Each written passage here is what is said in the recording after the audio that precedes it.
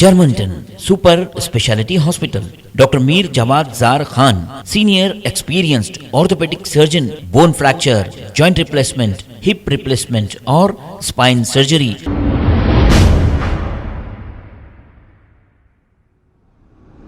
अस्सलाम वालेकुम नाजरीन, मैं हूं मोहम्मद अब्दुल हकीम। आइए देखते हैं आज का ये खबरनामा। दिल्ली के चीफ मिनिस्टर अरविंद केजरीवाल के घर पर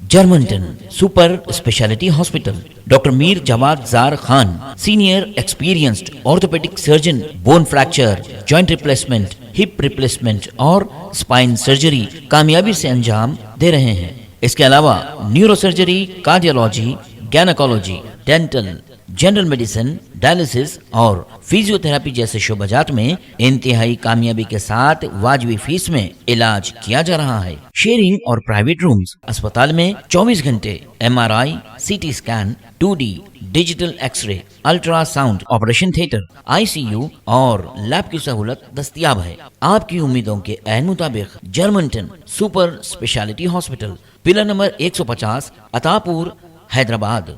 खबर है शहर की, खबर है गाँव की, खबर है सारी दुनिया की। 7H न्यूज पसंद आए तो लाइक कीजिए, शेयर कीजिए और सब्सक्राइब करना ना भूलें। 7H news.